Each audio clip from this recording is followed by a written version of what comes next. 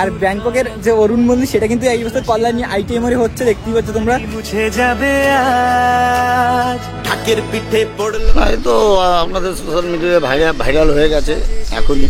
লাইটিংটা এবছর ঠিক কেমন থাকবে? এবছর লাইটিং গত বছর লিসবন হিসাবে যে লাইটিংটা হয়েছিল, যেরকম চমক হয়েছিল, এবারে মন্দির হিসাবে অন্য ধরনের লাইটিং হচ্ছে, সেটাও চমক থাকছে। সো গাইস ফাইনালি কিন্তু আমি চলে এসেছি কল্যাণী আইটিএম মোড়ে। আর ব্যাংককের যে অরুণ মন্দির সেটা কিন্তু এই বছর কল্যাণী আইটিএম মোড়ে হচ্ছে, দেখতেই পাচ্ছ তোমরা। আর কল্যাণী আইটিএম মোড়ে এই ব্যাংককের অরুণ মন্দিরের কাজ কতটা হলো সেটাই তোমাদের দেখাবো। তো সম্পূর্ণ ভিডিওটি দেখতে থাকো, আশা করি তোমাদের ভালো লাগবে। কিভাবে আসবে কল্যাণীর এই আইটিএম মোড়ে সেটা তোমাদের জানাবো। তো সম্পূর্ণ ভিডিওটি দেখতে থাকো, আশা করি তোমাদের ভালো লাগবে। আর যারা এখনো আমাদের চ্যানেলে নতুন আছে অবশ্যই চ্যানেলটি সাবস্ক্রাইব করে দাও। আর আমাদের ভিডিওটি লাইক না করে থাকলে অবশ্যই একটা লাইক করে দাও। তো চলো বেশি কথা বলবো না, আজকে একদম ছোট্ট একটা ভিডিও বানাবো ভাবছি তোমাদের জন্য, বেশি বড় ভিডিও বানাবো না। তো চলো এখন আমরা প্যান্ডেলের ভেতরের দিকে যাবো। আর প্যান্ডেলের ভেতরে যেয়ে দেখি প্যান্ডেলের কাজ কতটা এগোলো। সো এখান থেকে আমরা যতটা দেখতে পাচ্ছ প্যান্ডেলটা কিন্তু আগের বার আমি যখন এসেছিলাম তখন কিন্তু এতটা কমপ্লিট হয়েছিল, এখন দেখতে পাচ্ছ অনেকটাই কমপ্লিট হয়ে গেছে। কিছুক্ষণ আগে কিন্তু বৃষ্টি হচ্ছিল, বেশ বাজে অবস্থা। দেখতে পাচ্ছ মাঠ কিন্তু এখনও জল জমে আছে, মানে আমরা বৃষ্টির মধ্যেই পড়েছিলাম কল্যাণী আইটিএমের আসার সময়। সো তার মধ্যে কিন্তু কাজ চলছে এখন, দেখতে পাচ্ছ উপরে কিন্তু দাদারা কাজ করছে। এরকম এখানে কিন্তু দাদারা কাজ করছে, আমি তোমাদের একটু কাছ থেকে দেখালে তাহলে হয়তো তোমরা বুঝতে পারবে যে শরৎকালে ঠিক আকাশটা দেখতে যেরকম লাগে ঠিক এখনও কিন্তু ঠিক সেরকমই লাগছে দেখতে। দেখতেই পাচ্ছে প্যান্ডেলটা কিন্তু দূর থেকে বেশ দারুণ লাগছে। এখন দেখে যতটা মনে হচ্ছে প্রায় মনেই হচ্ছে এখন মনে হচ্ছে কেন 150 ফুটের মতো চলে গেছে প্যান্ডেলটা, এতটা বড়। তো চলো আমরা এখন প্যান্ডেলের দিকে যাব, সামনের দিকে। সো এই গেট দিয়ে আমাদের এখন ভেতরে প্রবেশ করতে হবে। সো চলো আমরা এখন ভেতর দিয়ে যে দেখি কতটা কি কাজ হলো সেটা তোমাদের আপডেট দেবো। আর তোমরা অনেকেই কমেন্ট করো দাদা ডেলি ব্লগ করো। সো ডেলি ব্লগ করা সম্ভব নয়। সো আর এই দেখো এখন প্যান্ডেলটা দেখতে দেখো কত সুন্দর লাগছে। এখন কিন্তু জোর কদমে কাজ চলছে, দেখো উপরে কিন্তু এই দেখো বাস এখান থেকে কিন্তু ট্রেনে দেখতে পাচ্ছ উপর দিকে নিয়ে যাচ্ছে। আর প্যান্ডেলটা দেখতে কিন্তু অসাধারণ লাগছে, একদম আকাশটা দেখো শরতের আকাশের মতন মনে হচ্ছে, মানে ফিলটা দেখো একদম পুজো যে একটা ফিল সেটা কিন্তু এখন থেকেই অনুভব করা যাচ্ছে। দেখো আর প্যান্ডেলের যে কাজ দেখো একদম উপরে যে কাজ সেটা কিন্তু এখনও চলছে, দেখতে পাচ্ছ। এই রোদের মধ্যে বৃষ্টির মধ্যে কিন্তু কাজ কিন্তু থেমে নেই, কারণ পুজো আর কিন্তু বেশি দিন বাকি নেই। তো এই 80 দিনের কাছাকাছি কিন্তু পুজোর বাকি আছে, দেখতেই পাচ্ছ। তার আগে কিন্তু পুরো প্যান্ডেলটা প্রস্তুত করতে হবে। সো এখন কিন্তু জোর কদমে একদম কাজ চলছে প্যান্ডেলের। তো চলো তোমাদের এখন কল্যাণী আইটিএম এর এই প্যান্ডেলের মানে ব্যাংককের যে অরুণ মন্দির সেই ব্যাংককের অরুণ মন্দিরে তোমাদের কিছু সিনেমাটিক শট দেখিয়ে দিই। Let's go.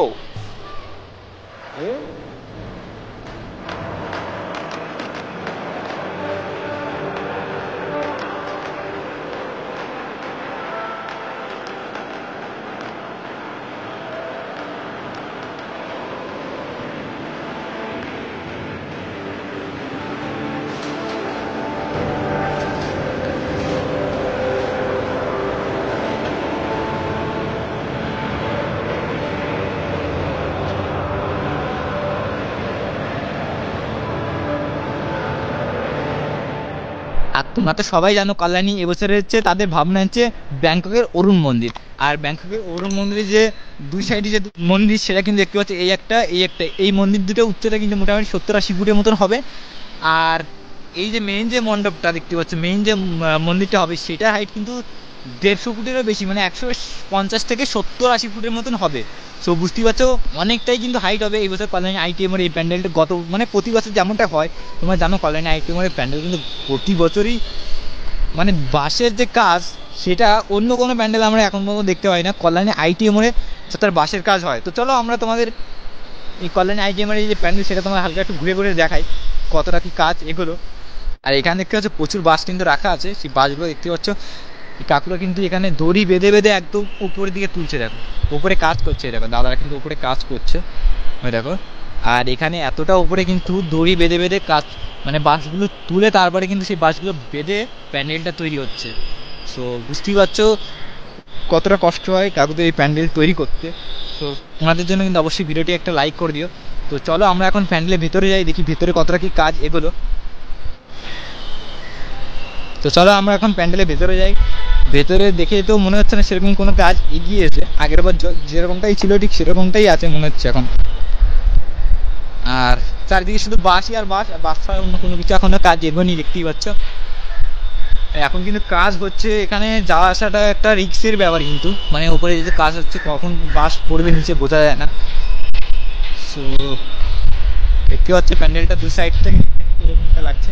আর একদম আমরা কিন্তু প্যান্ডেলের যে মেইন যে গর্ভগৃহ বা যে মেইন যে ভেতরে যে প্যান্ডেলটা হয়, তোমার জানো কয়েক বছরে কিন্তু অসাধারণ চমক থাকে কিন্তু কল্যাণী আইটি মোড়ের ভেতরের দিকে। সো তোমরা তো জানো যে কল্যাণী আইটি মোড়ে টুইনটার ভেতরে কিন্তু অসাধারণ সেই কাচের কাজ হয়েছিল। আর গত বছর কিন্তু খুব সুন্দর ডিজাইনের ভেতরে কিন্তু টোটাল প্যান্ডেলটা তৈরি হয়, ভেতরে যে কাজটা সেটা কিন্তু খুব সুন্দর হয়। আর এখন ভেতরে সেরকম কোনো কাজ হয়নি, দেখতে পাচ্ছ বাসের যে কাজ সেটাই এখনও আছে।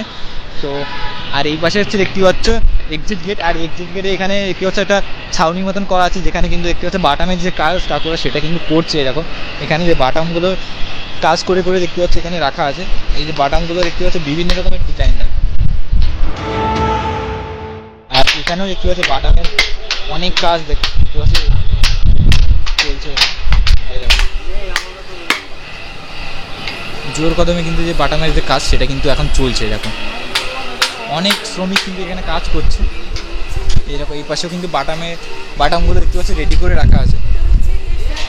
এটা তো অনেকটাই বড়, কিছু মনে হচ্ছে ভেতরেই কোনো একটা জায়গা হবে, ঠিক আছে।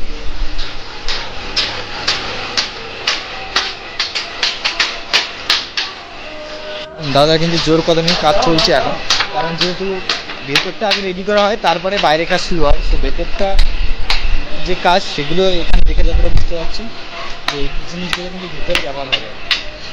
সো এখানেও কিন্তু দেখো এখানে কিন্তু অনেকগুলো বাটামের যে কাজ সেটা কিন্তু করে করে দেখতে পাচ্ছ রাখা আছে।